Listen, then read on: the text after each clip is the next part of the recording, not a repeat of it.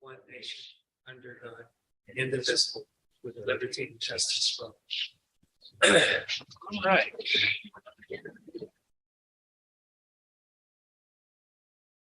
All right, we will go on to, we had our closed session already and there's nothing to report. No actionable items were taken during closed session. So for now, if we could have an approval of our agenda for this evening. I'll move to approve the agenda. Second. All those in favor? Aye. Passes unanimously. Let's see. And then we have tonight our minutes from the August 23rd and the October 11th. So any substantive changes to the August 23rd minutes for the council? No, and that's the one I abstained on last. You abstained, okay. Right. Any public comment on the minutes? All right. Let's do this. Actually, let's go right into the November. Let's see, what's the date again? October 11th minutes. Any substantive changes to the October 11th minutes? Public comments? No. All right. Do we have a motion to approve the minutes? I'll move to approve. I'll second that. First by West, second by Tuttle. All those in favor? Aye. Passes unanimously. All right, moving on to council reports, committee assignments. Let's see, Mr. Tuttle, starting to my right. Do you have any reports from any of your boards that you serve on? Sure. I do have a couple of quick ones. So first, I wanted to say we've formed, I'm delighted to announce we formed a website that consists of myself and Eli and Gabe, the city manager and city clerk. And we had our first meeting on October 27th. We discussed the website's current state, technology, et cetera. And we came up with both a short-term and a long-term plan. And the short term is to kind of shore up any missing content, any maybe just quick design changes, and then longer term, we're going to investigate 2 to 4 vendors and in addition to the existing one, and decide and also gather requirements from the city staff as well as the community and figure out what's next. So anyway, so it's really great meeting, good start there. I attended also the Planning Commission meeting last month on October 19th. The Planning Commission voted to extend the Rancheria's grading permit and design review for the Harbor ASBS project.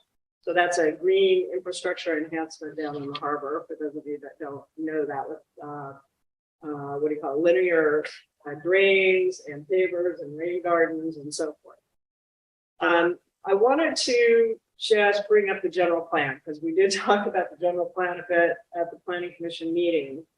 There are 7, for those of you who don't know what a general plan is, that's kind of the document or the blueprint for the city, why, you know, all of the development for the city. And so there are 7 mandated elements that we have to have. Of those 7, we are making really good progress on about 4 or 5. So my recommendation and request, based on a discussion with the chair of the Planning Commission and the Planning Commission in general, is that we, 1, include the general plan from now on in the staff report. So, you know, maybe an update on that we could get from Trevor through you, Eli, every month. Also, we need to schedule a meeting with the Coastal Commission because we're not getting prioritization from them on feedback. And then finally, I think we need to kind of work on this a general plan going forward as priority planners, a top priority, and maybe that there are some contractual incentives in place to ensure that. And the reason I say that is that we're getting to kind of the last mile on this, and it could languish. So we can really push for that. That would be great. So that's kind of a report now. And that's all I have. Thank you very much.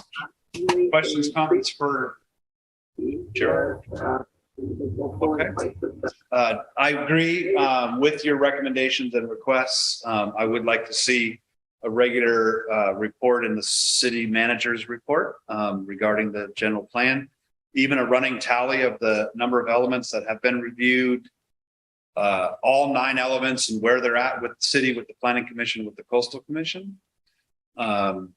Those with experience to working with the coastal commission, is it common for us to meet, or you're asking for us to meet with the coastal commission? Yeah, I think the city needs to help put some emphasis and prioritization. They have had some staff turnover, and I think we're going to bog down now. Okay. If we don't kind of continue to emphasize how important it is to the city to finish this up. Right. And then the contractual, take a closer look at SHN's work with prioritizing this for Trevor. Yeah, I mean, I think if we don't have some incentive for them to finish Mhm. the contract, finish the work, it, could just go on in perpetuity. Do we have a contract with SHN? We must. For services rendered, that kind of thing? Yeah, it's the general services. Should we review that and see if we need to see if we're, Yeah, in maybe there's writing? something in there now. Yeah, there may be something in there now that we can build upon, or maybe there's nothing in there. So maybe we look at that general services contract, Eli, Okay, and see if we can, yeah, I can take a look at yeah, thank you. Mr. West. I don't have anything from HGOG this month because I had to miss the meeting. So I just will say the Trails Committee will be meeting next week. So we are moving on the Trails Committee, and hopefully next month we'll have reports on both. Great. Nothing else this time. I met with both Humboldt Transit Authority and Redwood Region Economic Development. Unfortunately, none of the issues really pertain much to Trinidad in terms of housing and transportation needs. We're a unique, tiny little city with one bus route and not much room for housing. But it is interesting how both Humboldt Transit Authority and Redwood Region Economic Development are both focusing on housing and transportation. So if I come up with some more sort of general plan or general information, I'll bring that back. All right, moving on to staff report. Mr. Knapp. So tonight, the Lieutenant McCall is in training, who provides training. So he's unable to join us tonight. So as far as the city manager's report, the highlight is regarding water. Fortunately, even before the rain started on October 31st, the stream flow was at 2.033 in CFS.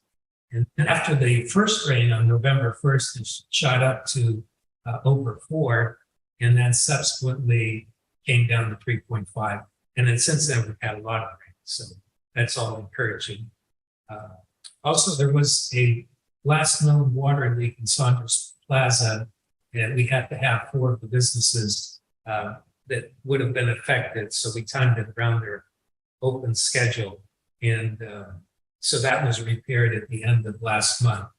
But other than that, as far as the overall water loss for last month, which is at 11.25%, that's the best I've seen in a long, long time.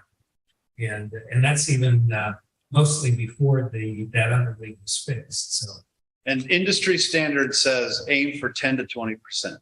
mhm. I'm okay with 11%. Right. Wow, that is some really good news. Yeah, other than that, I did want to note that on December the 5th, our coastal resilience project will have a public meeting. This first public meeting on December 5th will be from 6 to 8 p.m. and it will be via Zoom. Subsequently, in 2023, we will be having other public meetings, and we will have some of those live. And then the other point is today is election day, and the League of California Cities sent out a notice that they do have a new mayors and council members academy for 2023. The Northern California one will be January 18th through 20th in Sacramento. So that's something to consider if any of the new or relatively new council members are interested in. And that's all I have for right now. I'll entertain any questions regarding the staff, if anyone has any other questions. Any questions? All right. Thank you very much, Eli. And at this point, I'd just like to read this for consistency. At this time, members of the public may comment on items not appearing on the agenda. Individual comments will be limited to 3 minutes or less. Please direct your comments to the council as a whole, maintain decorum, and avoid personal attacks on staff, members of the council, and or other members of the public. Council and staff responses will be minimal for non-agenda items. Do we have any public comment on items not found on the agenda this evening? Mr. Madrone. Good evening, Mayor, council members, and staff, and members of the community. Steve Madrone, Fox Farm Road. I wanted to commend the council on your work this last year, getting, what is it, $12 million in grants between you and West Haven for fixing leaks, for putting in a new major water tank, giving you more capacity, and for the intertie between the two communities for emergencies. That is fantastic work, and I commend you all, including Becky. And the rest She's of on there. Hi, Becky. Good job on that. And all the other grants. I saw a report, I think, last month with a huge amount of grants that have been coming into the city with staff assistants, Becky and others, and you, Eli, and just tremendous work. Good job, really. And as far as water goes, nice to hear the flows. We're at 2.03. What a difference the timing of the rain makes, right? We often think of what's the total rainfall for the year, and that certainly matters, but timing and intensity is everything. So last year we had about the same amount of rainfall for the water year, which is October 1st through September 30th, as the year before. But we had almost 3 times the flow of the creek at this time of year as we did the year before. Why? Because the rain we got came in the late spring and early summer. So that, and it came in low intensity rainfall, which infiltrates much better, recharging the groundwater. And as this recent set of storms shows, Bluefinch Creek and those uplifted sand terraces are fantastic at infiltrating water, which you see a very quick response on the hydrograph when you get just even a little bit of rain, because that percolates, comes to the creek. And so really nice when you get, if you're going to have a dry part to the year, let it be fall or winter. Having the rain in spring and early summer is just so fantastic for the water too. So good job on the rain dance and whatever everybody was doing out there. The other thing is, I think you've seen in the Maverick Reunion today, just came out, that there was a dog attack at the state park. And I realize it's state park property and their jurisdiction, but it's within the city limits. And I know you can't take any action on this, but I think it might be good if the city manager would also weigh in with the sheriff's department and with state parks, asking for this gentleman and his poodles to be dealt with. This has been going on for a while, and this got really serious the other day. So that's all I have. Are you talking about State Beach? Talking about it, the parking lot is where it happened on the state park property. Okay. In city limits, Yeah. on state park property. So you don't have jurisdiction there, but being in the city limits, you could certainly weigh in with a letter expressing your concerns about this finally being dealt with, because this has happened before and it just keeps happening. It's not okay. This was really a bad situation. Is this the guy that has the dogs? Is it Yeah. parked in front of the town hall with all those poodles in the car? Oh, wow. So it's that. So somebody that we see on the street here regularly with the. Oh, yeah, no, I know, Frank. Yeah. And what he has on his website about this dog is very much opposite of the behavior of the dogs. Interesting. Okay. And the woman who had the dog that got attacked, who's had several surgeries now, was actually trying to save her poodle, and something was biting her finger, and it turned out to be this guy who was actually biting her finger. He says he thought he was biting one of his dogs. So anyway, I just think it'd be good to weigh in. I'm going to be weighing in with the sheriff and the dog control officers as well, but more the merrier. And I do want to thank you for your comments, and also to publicly say that we do have a position open for our grants manager. So Becky's not going to work here forever, and she's an incredibly valuable resource. But we need a new grants manager. So spread the word out. Spread the word. Yeah. You know, Hard shoes to fill. the Watershed Council gives you your stakeholder group along with this council. And that is absolutely at the forefront of why you've been so successful with grant. I mean, you've got good grant writing, you've got good projects, but having a stakeholder group, the Watershed Council. Yeah.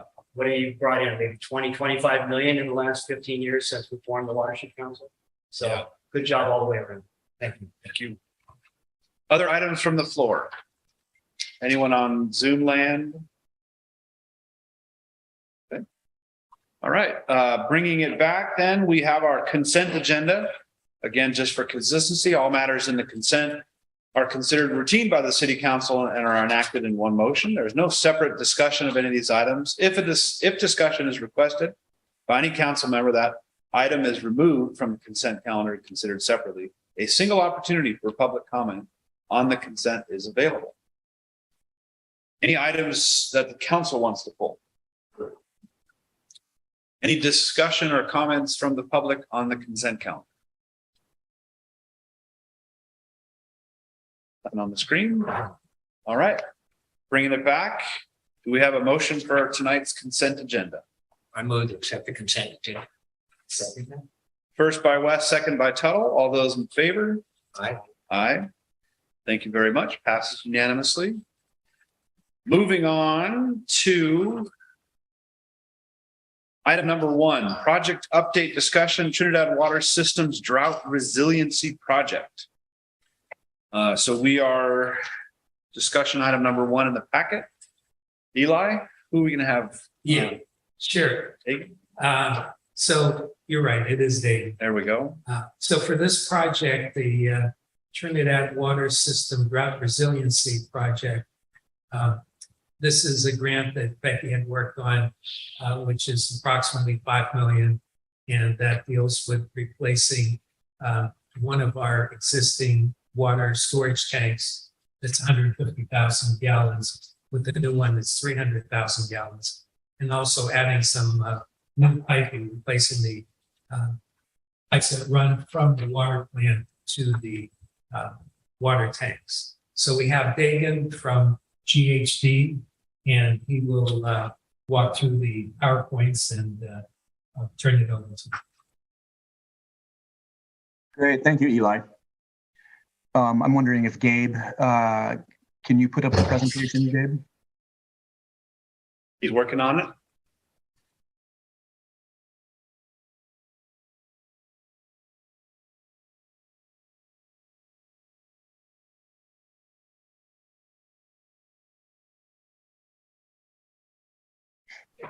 Yeah. Thanks.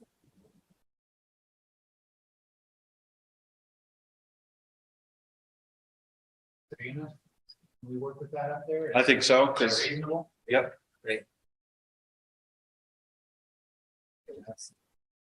So, yeah, let me turn Dagan out and we can start whenever he's ready. Okay, looks good. I'm ready. All the volume we get on Dagan. He's gonna have to talk louder.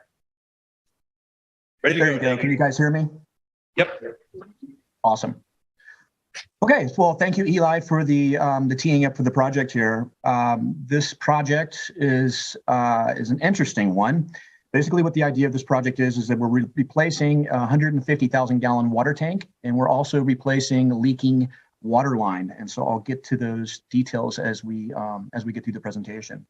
Let's move on to the next slide, please. So the overview of this presentation, we're going to be talking about the grant funding, how that's working, and we're also going to talk about the two components of the project, which is the replacement of the water tank and the replacement of the water line. And then at the very end of the presentation, we'll talk about the schedule.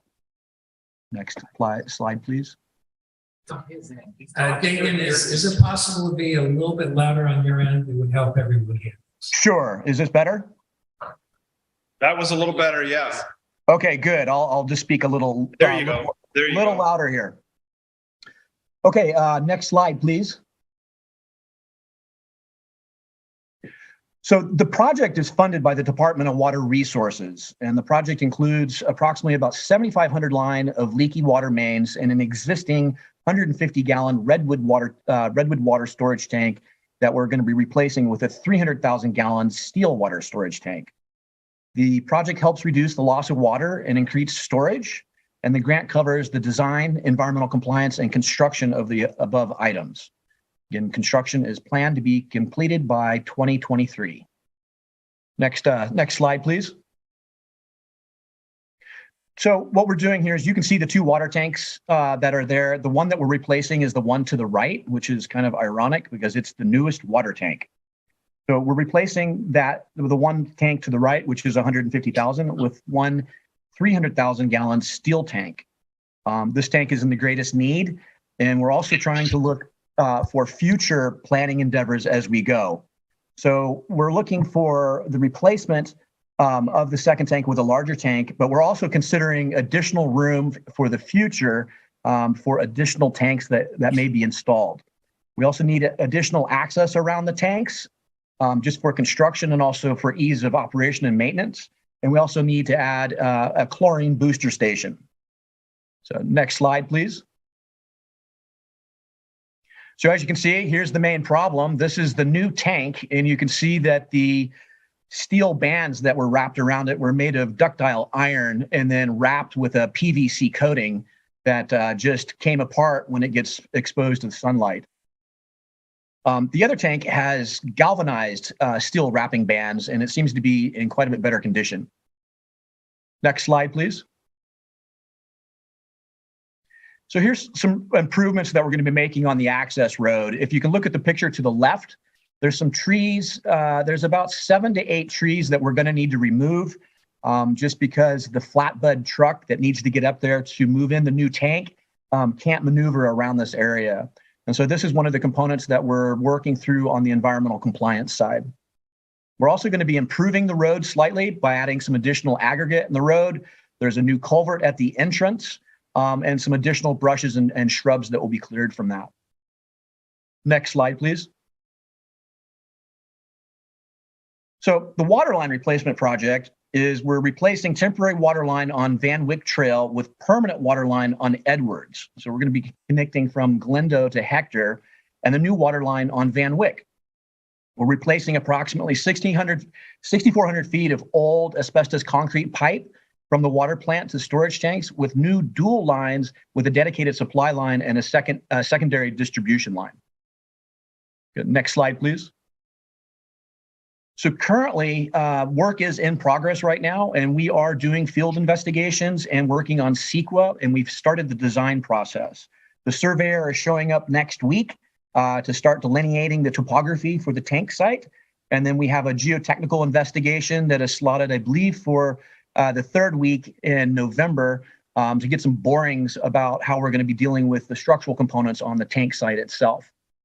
Permits are in process, and we'll be moving through with that November through April with the intent of having this wrapped up with permits in hand by the end of April.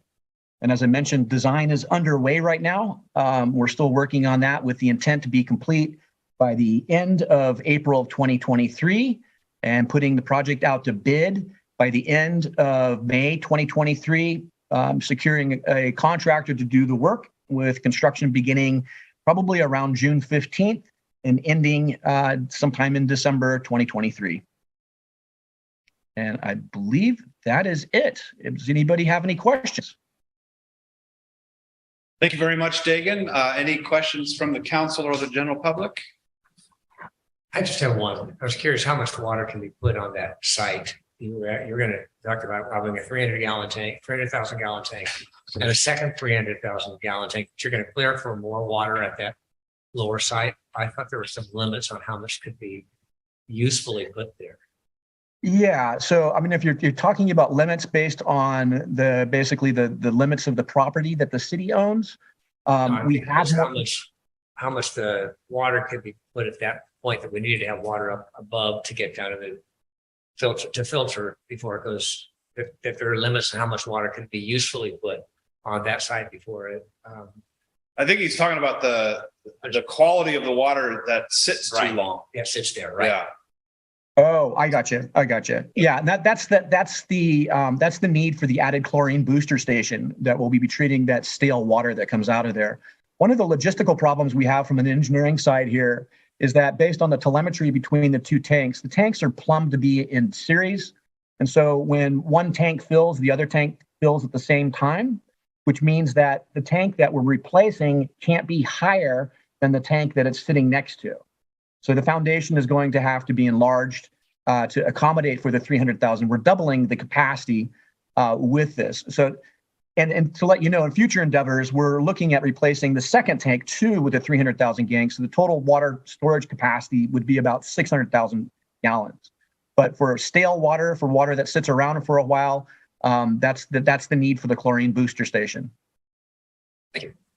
Dagan, the construction is scheduled for June through December. Can you just kind of walk me through what that means for, our own storage capacity at a time when there's not much water coming out of the creek, potentially?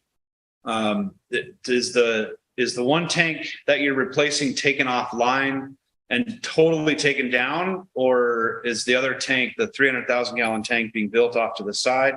Can you just kind of share with us what the plan is there? Yeah, so what the plan is to completely demolish the tank that we're replacing, and we're going to need to do some of the work on the foundation to enlarge the foundation to accommodate the larger tank size. We realize this is an extremely high priority, so this component of the project will be done first with the construction of the tank, and then in tandem working with the replacement of the water line as this goes. But the intent on this is to get this built on and online as soon as possible. But yeah, you're right, Steve. We're going to be demolishing that tank and then installing a new one on that site. So for that time being, then the city really only will have 150,000 gallon storage capacity. That's correct. Okay. Good to know. And I anticipate, we're trying to look at the construction schedule on this. We're trying to push the total construction of the tank within probably 4 to 5 weeks. But we're still looking at that schedule right now. Okay. So hopefully, if they started in June, we would potentially have a new tank online by the middle of July. Got it. Dave, question for you. Is there any salvage value for this old tank that's getting demolished? Is there any value to the city to take that redwood? That's a really good question. And typically, yes, there is value. This is redwood that some of it has rotted and decayed, but there are parts of the redwood that are still valuable. And this was something that we wanted to bring up too. It really depends on how you want to approach this in the contract documents. We can ask the contractor to salvage what we can and then store it on a city site if the city is interested in doing that. There's multiple ways of going around that. But when we get to the point where we're actually creating the bid documents, I think the city would need to determine if you guys actually want to deal with this material or not. Yeah, thank you. Yeah, go ahead. Well, when you replace this 150,000 gallon tank with a 300,000, does it just go higher or wider? How does it fit onto the property? So it's going to go wider and it's going to be the same height as the other tank. And so, like I was mentioning earlier, the two tanks, when they're feeding, they feed water at the same time. So it doesn't make sense from an engineering side to make the tank that we're replacing higher than the other one, because there would always be an amount of freeboard within that tank that will never be used. Does that make it more difficult to look at two larger tanks on that property? No, it doesn't. We've been out there twice doing a preliminary survey right now, and we have the space to accommodate what we need. Thank you. Other questions, comments from folks?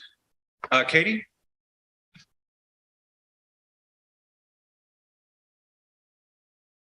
Katie Breckenridge. I was wondering about when they're taking the tank down, it's in June, isn't it fire season? And is there a plan for if water is in demand?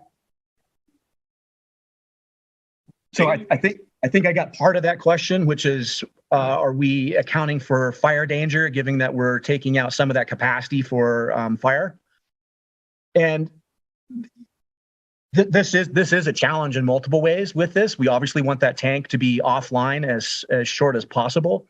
And if fire is a concern during the construction job, the contractor will be having a water truck on site, not only to mitigate dust activity, but also to control any fire that would be there. I don't think fire during construction is a concern. It's more of the city having the capacity to put out fires if something was to happen. But you're right, that is a concern. That is a concern, and that's why we're trying to make this as short as possible. And I believe that we're limited to a certain season for this kind of construction, given the rains and soil preservation and all that, right? We That's can't correct. do this outside of June to December. Correct. Okay. That's a good question, Katie. So at this point, we will be less resilient for those 6 weeks as these tanks are being constructed and replaced, for sure. Other questions, comments? Looks like Mr. Madrone has one. Yeah, how old are the two tanks? I don't know. David, do you know how old the tank is that's being replaced? That tank, I believe, was constructed in 1974. The oldest one was from 78. 46 years, 48 years. And the other one is slightly older, 1970. I believe it's 2 years older. One more time? I believe it's 2 years older. The difference in the age is 2 years between the two tanks. When you pointed out the difference of the straps that hold it all together, which is pretty phenomenal to see that amount of rust. So glad to see we're going with steel this time all the way around. I also had heard that the first tank that was built was done with old redwood lumber, whereas even just 6 years later, it was harder to get that same high quality. And I'm guessing that's partly why some of the but some of the boards are actually rotting. It's because we're not quite as high a quality as the original tank. Because with that old growth redwood and the steel straps, well, it's stuff 50 years or more to survive. That's a great thing. You're going to know what kind of condition you're going to be in terms of having enough water for fires and things like that based on the spring rains. Again, what I was talking about earlier.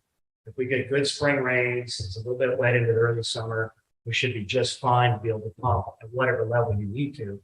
If it looks like we're going to have a really dry winter and spring, then it will become an issue of wanting to let people know to conserve during this period of replacement, which people are really good about doing that here. Additionally, the city is working on additional grants, as I understand it. There's a new program out right now through the Northwest Resource Partnership, whereby we might be able to get grants. And I'm trying to encourage the county also to get into this, where we could get grants to cost share with private landowners to put 5,000 gallon tanks in their backyard with rainwater collection. It will take a little bit of time to get those grants and get those things in place. And I know there's the rainwater thing on the agenda, so I won't go too far into this, but having 100 5,000 gallon tanks around the community, that's another 500,000 gallons of water stored right in households where you might need it for fire protection, as long as it has the right nozzles on it and check valves between it and the city so you can't backflow and all those things. But that's going to be a major part of this resiliency effort to get as many of us on rainwater collection and storage. And guess what? If the rain's there, then you can water your garden and your lawns and stuff like that. But if not, it's backup for emergencies. And the beauty of that distributed storage is there's no responsibility to the city on maintaining any of that, right? Whereas this is all on the city for O&M. So when you do the distributed storage, that also helps maintain low water rates by having that backup water for fire or gardening or other things. So again, kudos for all of you on your work on this. Thank you. Yep. Thank you. Any last questions, comments for Dagan from the council or from the public? Thank you very much for your time, Dagan, and for your presentation. Great, thank you. Right. And Megan's going to stay with us for this next item. Becky will be leaving, but he'll be. Right on. Let's see. Item number 2, project update discussion on rainwater catchment demonstration. Yeah, so this item deals with a demonstration portion that we wanted to create in the city to basically what Supervisor McDrone was talking about. So this way we can encourage various property owners to see how it's being done and how it could work out on their site. So I'll turn it over to Becky and then she can get into a little bit more detail on it. Thank you, Eli. So I don't have a presentation, and really this is just an update to the council about our plans to create a demonstration project for how to install a rainwater catchment system. And briefly, a rainwater catchment system is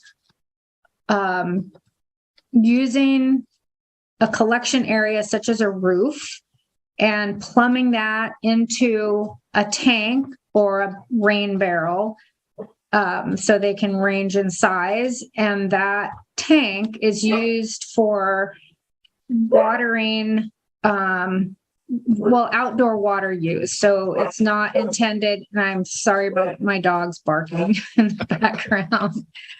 It's not intended for using for potable or indoor use, and but it would be for watering your garden or washing your car or some other use that doesn't require treated water.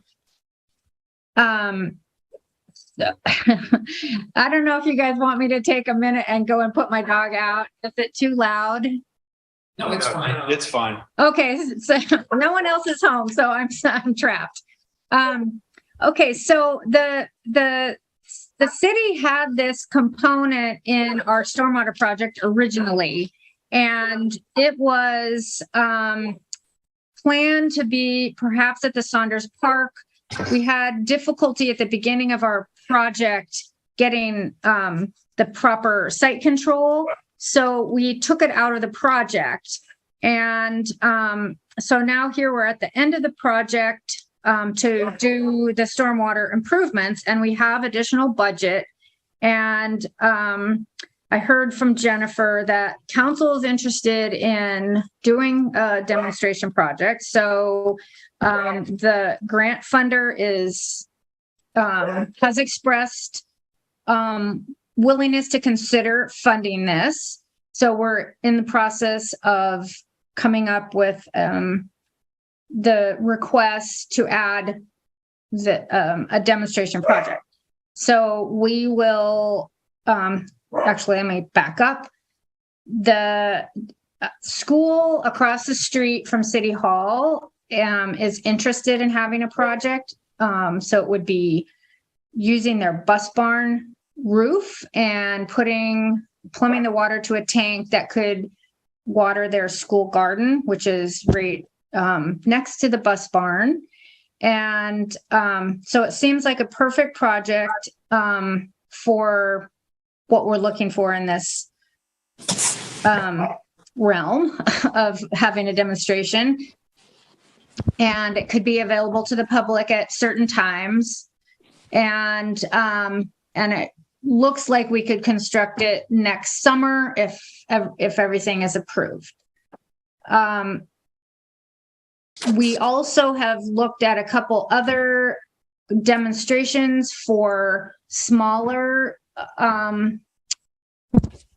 rainwater catchment systems so that people wouldn't have to feel like they would need a large tank, 5,000 gallon tank or 2,000 gallon tank. They could start with a rain barrel. So we are looking at a couple ideas for that, and we'll come back to council with questions for direction if needed. But we're intending to request money from the funder to do some demonstration of this rainwater catchment. So, and I'll just get questions or comments.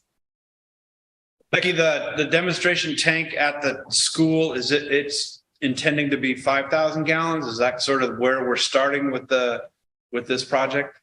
So Steve Allen came and visited the site with city staff and Elise, the school principal. And GHD is going to come up with their recommendation based on the size of the roof catchment area and the water needs for the garden. So it would be sized appropriately to the need there. But the public could understand based on our educational materials that we would produce that we have a range of sizes that are possible in these kind of projects. Okay, great. Questions, comments for Becky regarding this? I just have a comment, which is that I think it's fantastic. I'm really looking forward to seeing what we do at school. We're really passionate about rainwater catchment and the Water Advisory Committee. And I personally have a rain barrel that I haven't hooked up yet. So if I get that hooked up, it could be an example. But anyway, thank you for pursuing that. Agreed.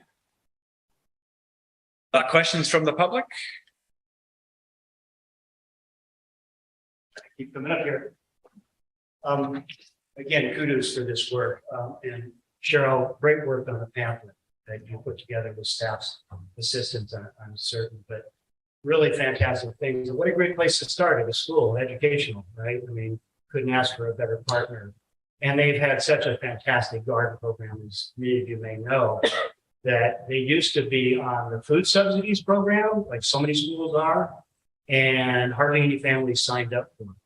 Whereas when they shifted over to the organic produce coming right out of their own gardens, they got an abundance of people signing up for the food program. So great work by the parents and staff over there at the school on that. 5,000 gallon tanks or smaller are exempt from the uniform building code. So that's an incentive. Now that doesn't mean you don't want to build it properly and have a good solid surface underneath the tank, but it can be sand. It doesn't have to be concrete. You just want a well-compacted level site in the right location. It's also true that the state of California passed a law 2 years ago that exempts these kinds of water storage improvements from being a property improvement. So normally when you do things on your property, you end up getting taxed for those improvements as a property improvement. So the state with the drought realized we need to incentivize more storage. So these kinds of facilities where you're collecting water off a hard surface and putting it into storage tanks are exempt from property tax improvements, which is another form of an incentive. The third place you can embed incentives is in your general plan and zoning. So as you're doing your general plan, I'm sure there's a lot of information in there on the water element, whatever it's called nowadays, about wanting to incentivize all kinds of water storage and things like that. And the way that happens is once you get your general plan done, and I agree with you, Cheryl, double down right now because we've been close before. And then 10 years go by and now you have the requirements and stuff. So getting that done is so imperative. And I appreciate your strong push for that. But once you get the general plan done, then in the ordinances that you produce, the zoning ordinance and others, you can further incentivize this kind of activity for people in the community. And then the last thing is having templates, which your pamphlet did a lot for. And there are other templates that could be brought forward so that it makes it really easy for people to go small with a barrel or even as much as the 5,000 gallon tank. These 5,000 gallon tanks fully installed and plumbed were running about $10,000 about a year and a half ago. I'm guessing now that cost is probably about 12 or 13 with the supply chain issues, inflation and the rest of it. So if we can get grant money, which I know it's out there, to cost share with landowners, 75%, 90% cost shares. So the landowner's putting something into it, so they're committed to the project.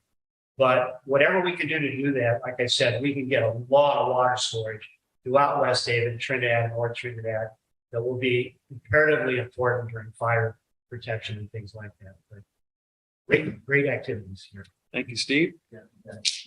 Becky, with this project, is there talk of some sort of educational placard sign near the tank to show people what, just like a schematic of what a water catchment system looks like and so on and so forth?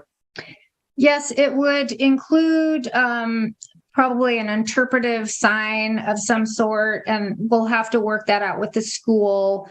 because it's at the side of the bus garage, there's potentially room for a sign on the garage, on the side that's facing the garden.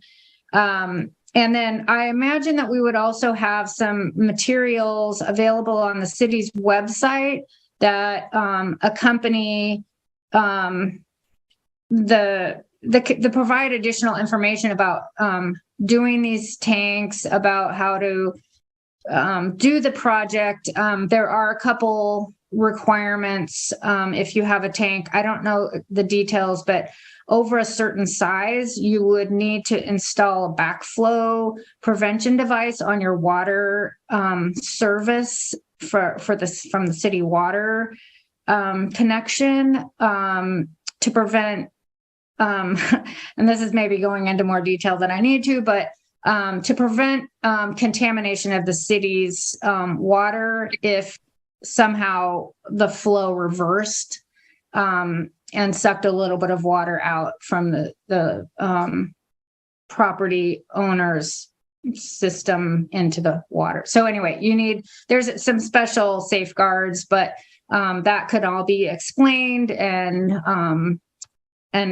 just like a nice package of information guiding people about how to do these projects.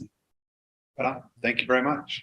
And I want to also thank Jennifer Hakkinen for her assistance on this. She's been helping with coordination, and she actually kind of asked me if there was funding for anything like this. And it jogged my memory that we had a project in this larger stormwater project. So it was very good timing all around. And so it seems like it's going to be a good project. Well, I agree. Jennifer has been a big help on this project too. So thank you, Jennifer, for your involvement. Any parting or final questions, comments for anyone on this topic? All right. Thank you very much. Moving on to item number 3, discussion decision regarding letter of support for Humboldt Waste Management Authority's edible food recovery program. Mr. Naffa. Excuse me. The 7 cities in the county, along with the county and the Humboldt Waste Management Authority, have been working on organic recycling, and as a result, it was suggested that we send a letter of support that have the Humboldt Waste Management Authority be able to act in regional capacity for the purpose of organics processing. And as the letter says, securing flow control of organic materials in order for the entire county to move forward with organics processing and recycling. So we had previously this year passed an ordinance dealing with organics recycling and reduction. And this is the next step in that process, working with the county and the surrounding, well, not necessarily surrounding cities, but the other cities in the county. So it suggested that we approve this letter and send it off to Humboldt Waste Management Authority as a letter of interest and support for this ability for that they could do the organics processing on site on Hawthorne in Eureka. Good. Questions, comments for Eli? Well, since about 70% of our waste is organic, I love the idea of, everybody can do it on their own at home, but having this kind of services. Yeah, I'm anxious to see what it looks like. We don't need to get into the details, but I'm very anxious to see what it's going to look like. I hope it's not curbside pickup. That's all I got to say. Jack alone has bears named and coming over for coffee in the morning. They're such regular. It's a lot more. We don't. Any questions, comments from the public regarding this action to send a letter of support? Mr. Madrone. think that's why I showed up tonight. I saw these wonderful items. Yeah, you've got a lot to share. It's been Plus you miss us. been a while and I'm not campaigning anymore, so I got a little more time. There you go. I sit on the Humboldt Waste Management Authority board, just for, disclosure. And this is a new law, as you all know, that came forward that we have to do this. Exactly how it's going to work and what it's going to look like. Yes, there are issues with varmints and all those kinds of things, but typically they're coming to the garbage because of meat and things like that in the garbage, not so much vegetables or like that, but it does have to be figured out. Additionally, we're trying to make sure that we don't penalize those folks that are already composting in their backyard in a way that doesn't bring varmints in. You can simply put a nice big metal grate over your compost bin and the coons and others can't get into it. I've been composting for years. I produce over 100 bags of soil at $12 a bag per year out of my compost system. But then I've got about an acre of lawn to mow, and my kids make fun of me. I said, I'm collecting worm food, kids. That's your business. Mowing lawn. So we don't want to penalize people that are already doing it at the source, because that's actually the most cost-effective way to compost. You do it right at the home, at the source, and you get the benefit of having this beautiful compost. We're also hoping that, right now we don't have a facility that's going to be able to actually turn this into fertilizer or something else. So we're going to be collecting it, processing it, but then it's going to be getting shipped out initially, unfortunately, which is a huge carbon footprint. Is all these trucks hauling that down to Ukiah or somewhere else. What we're hoping to be able to do is take this organic waste and put it together with the fish waste from Nordic that comes online and produce a fertilizer product that would handle all the fertilizer needs in Humboldt for all of our parks and things like that. And if we're going to haul something away, let it be a value added product where we put some additional value in it so that we're really getting something for that trucking work. So there's some big picture stuff there, but in order for any of this to happen, it requires all the city and the county all to be working together to have enough flow control to actually make it economical. So I appreciate the city's support for this. Answer any questions you might have. Thank you. All right. Bringing it back to the council, if there's no other discussion, don't see any on the Zoom. Bring it back to council. Do we have a motion regarding this item? Would you move to approve the letter from Mayor Ladwick regarding to Humboldt Waste Management Authority regarding creating capacity for organic reduction and recycling? We got first from Kelly, second from Tuttle. All those in favor? Aye. Passes unanimously. Thank you very much. Our last item for this evening is discussion decision to begin the recruitment process to fill expiring planning commissioner terms. Mr. Napa, you want to cover this, or do you want? Yeah, actually, I'll let Gabe take care Or of it. Gabe. This is our city clerk. Okay. Yeah, this will be easy. I just, every year, this time of year, we have expiration of planning commission terms. They run 4 years.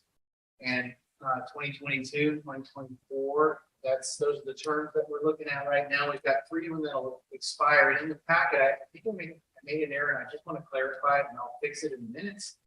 That I believe Tristan Cole's position, I have term expires in 2022. It's actually Diane Stocks that we will miss. But I did a little research on this stuff. This is time here with the city, and it went all the way back to 2013, and she was appointed.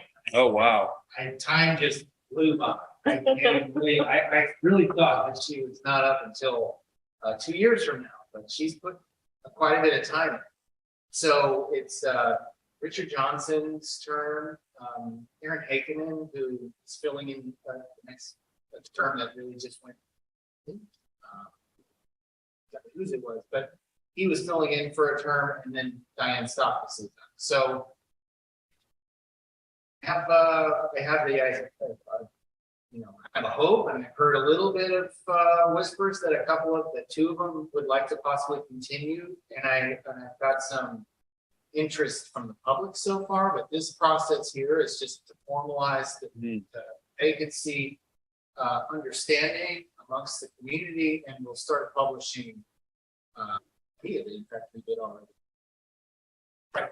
So we get some things in the hat formally, and we'll bring them back as soon as we either possibly in December, but more than likely in June. So we would have a new council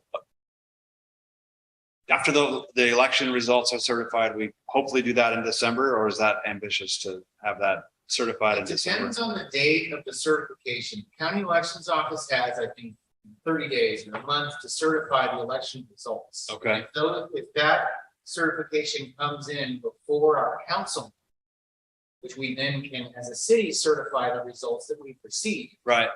then we can move along with our new council. Calendar looks like our meeting's on the 13th. That's So okay. we should have those results. And we should be able to plan on preceding. Right.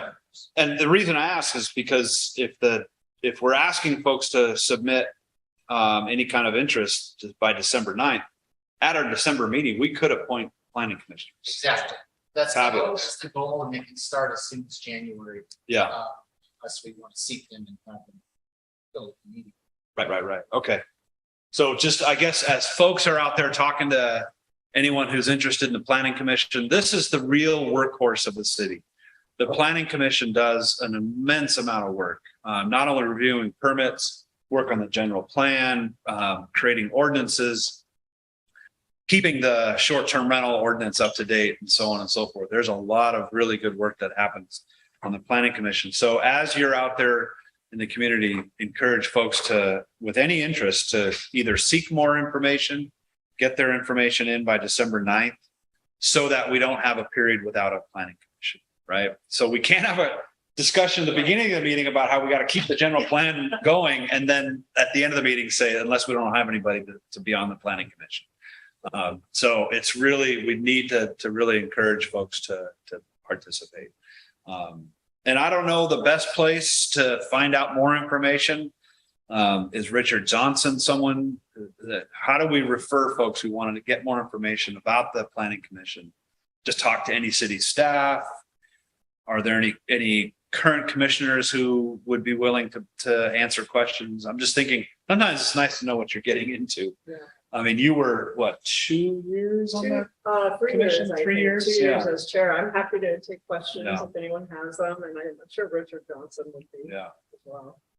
It's just, I mean, with such a small city, we need to really keep the home fires burning. So. And also, the way our ordinance is written, out of the 5 planning commissioners, 2 of them could live outside the city limits. Okay. Thank you for that reminder. And that's where you see city resident and Trinidad area resident on here. 2 of our commissioners are outside the city limits, but still within the area. Really think about really just the West Haven, Big Lagoon, that area. So any questions, comments from the community, the Zoom land? All right. Do we need an action on this? Discussion decision? Nope. No. Recommended action, authorize staff. We so do. Thank you for that update. And that concludes our regular discussion decision items. At this point, do we have any calls for future agenda items? I know that we will continue to seek input from the Planning Commission on elements, the 9 elements that we're working on for the general plan. So that's an ongoing.